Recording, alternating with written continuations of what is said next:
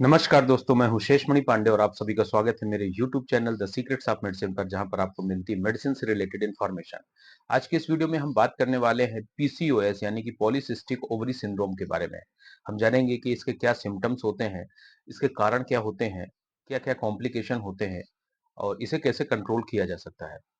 तो वीडियो को लास्ट तक जरूर देखें और अगर आपने अभी तक मेरे चैनल को सब्सक्राइब नहीं किया है या पहली बार विजिट कर रहे हैं तो रिक्वेस्ट करूंगा कि चैनल को सब्सक्राइब कर लें और साथ ही बेल आइकॉन दबा दें। तो चलिए हम वीडियो को स्टार्ट करते हैं।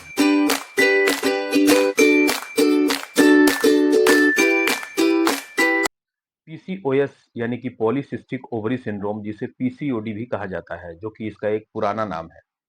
पीसीओएस वास्तव में एक हार्मोनल इम्बैलेंस की सिचुएशन होती है जिसमें फीमेल की ओवरी के फंक्शन अफेक्ट होते हैं, जिसकी वजह से बहुत सारी प्रॉब्लम्स होती हैं, काफी कॉम्प्लिकेशन होते हैं, जैसे इरेगुलर पीरियड्स आना, मेंस्ट्रुअल क्रैम्प्स आना और मेंस्ट्रुअल पेन बहुत ज्यादा हो जाता है।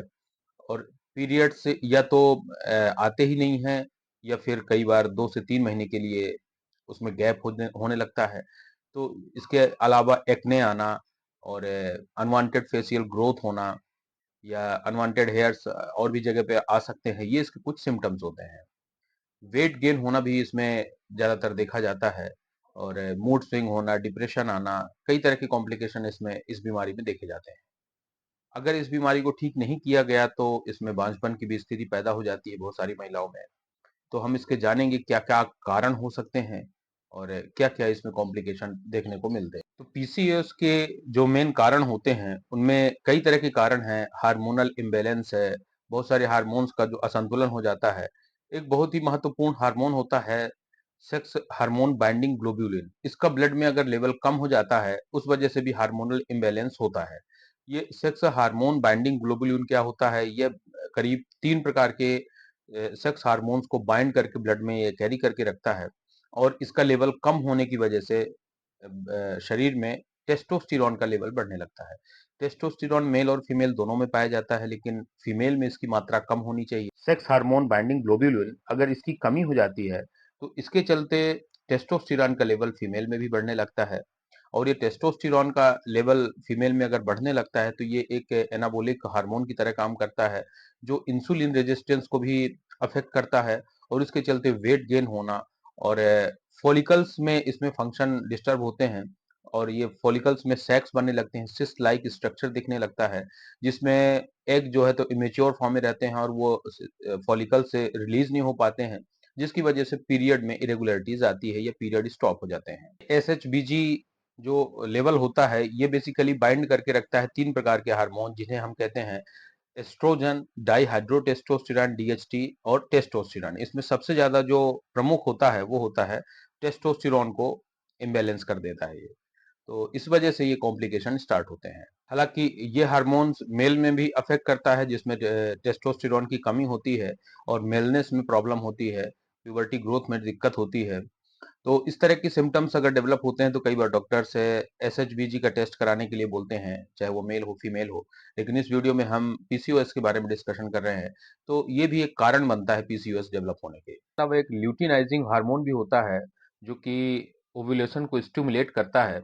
तो एफएसएच और एलएच ये दोनों ही बहुत महत्वपूर्ण होते हैं ओव्यूलेशन के लिए। तो ये हार्मोन्स के लेवल जब डिस्टर्ब होता है, ल्यूटिनाइजिंग हार्मोन का काम होता है कि ओव्यूलेशन को स्टिमुलेट करता है, लेकिन जब इसकी मात्रा बहुत ज़्यादा बढ़ जाती है, तो कई बार ये फिर ओव्यूलेशन को पूरी तरह से स्टॉप कर देता है, जिसकी वजह से पीरियड स्टॉप हो सकते हैं। एक हार्मोन होता है प्रोलैक्टिन। प्रोलैक्टिन का लेवल भी जब कई बार बढ़ जाता है, तो खास करके उन महिलाओं में जो पीसीओएस के चलते प्रेगनेंसी फेस कर रही हैं और उस दौरान उनमें प्रोलैक्टिन हार्मोन के बढ़े होने की वजह से उनके जो है तो ब्रेस्ट ग्लैंड्स डेवलप होती हैं और ब्रेस्ट से मिल्क प्रोडक्शन बढ़ जाता है, यानी कि प्रेगनेंसी के दौरान ही उनमें मिल्क सिक्रीट होने लगता है। ऐसी कंडीशन जो है तो प्रोलैक्टिन हार्मोन के प्रेगनेंसी के केस में पीसीओएस के मरीजों में देखी जाती है। दूसरा सबसे बड़ा कारण होता है इंसुलिन रेजिस्टेंस। कुछ महिलाओं में अगर इंसुलिन रेजिस्टेंस है, यानी कि उनको ग्लूकोज को कैरी करने की जो कैपेसिटी है वो डाउन हो रही है, इसके चलते जो है तो ग्लूकोज़ बढ़ने लगता है बॉडी में और उसकी वजह से इंसुलिन का लेवल भी बढ़ने लगता है क्योंकि उसमें रेजिस्टेंस आ गया है।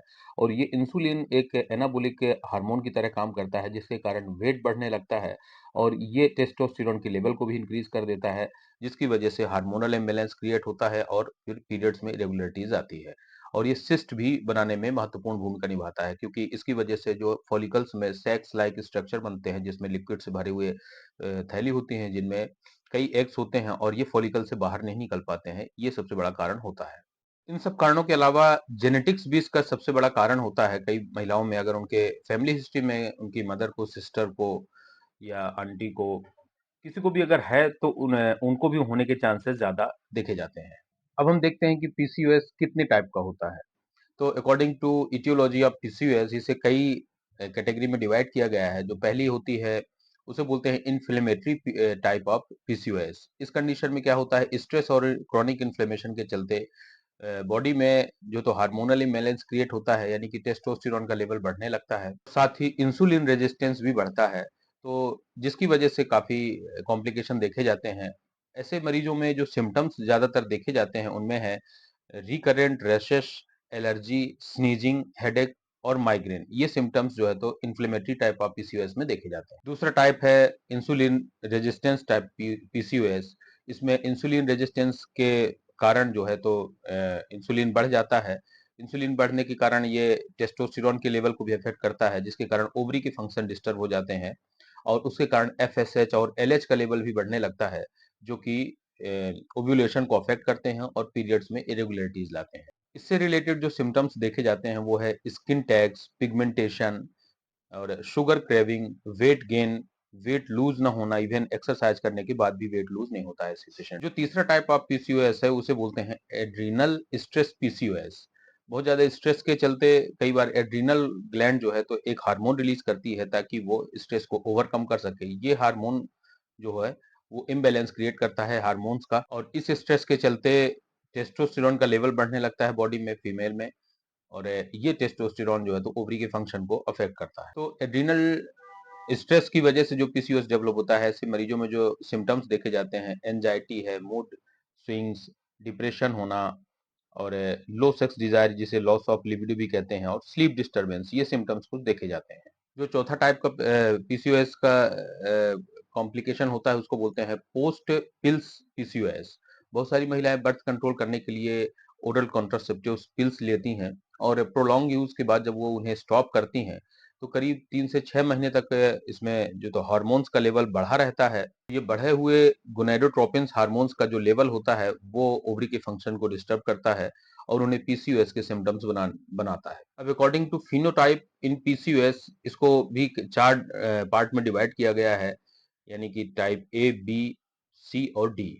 तो टाइप ए को जो कहते हैं वो कहलाता है हाइपर एंड्रोजेनिज्म और क्रॉनिक इनोव्यूलेशन।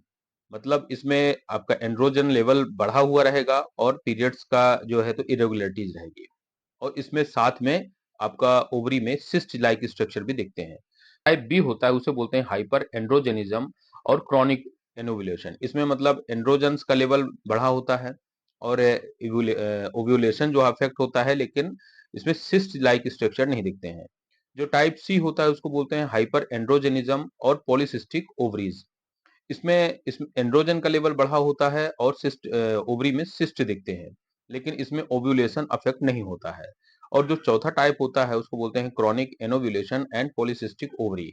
इसमें एंड्रोजन हार्मोन्स का लेवल नॉर्मल के लगभग रहता है लेकिन इसमें ओव्यूलेशन अफेक्ट होता है और ओवरी में सिस्ट लाइक स्ट्रक्चर डेवलप होने लगते हैं। पीसीओएस को पूरी तरह से कंट्रोल कर पाना बड़ा मुश्किल होता है, इसे पूरी तरह से ठीक नहीं किया जा सकता है लेकिन इसे दवाइयों के द्वारा कंट्रोल किया जा सकता है ताकि उन महिलाओं को जिनको प्रेगनेंसी में दिक्कत होती है, क्योंकि यह एक ऐसी स्थिति है कि बहुत सारी ऐसी महिलाएं होती हैं जिनमें सिम्टम्स ही नहीं दिखते हैं, उन्हें तभी पता चलता है जब वो प्रेगनेंसी में कंसीव नहीं कर पाती हैं। तो ऐसी महिलाओं को कंट्रोल दवाइयों के द्वारा इसे कंट्रोल किया जाता है ताकि वो प्रेग्नेंट हो सकें और नॉर्मल प्रेगनेंसी उनमें रहे।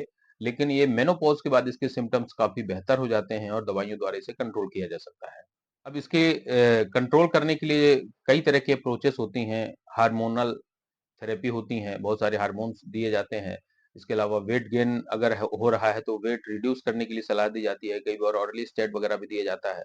इंसुलिन रेजिस्टेंस अगर डेवलप हो रहा है तो मेटफॉर्मिन सबसे ज्यादा इसमें यूज की जाती है पीसीओएस में, जो कि आपका वेट भी लॉस कराती है और साथ में इंसुलिन रेजिस्टेंस को भी कंट्रोल करती है।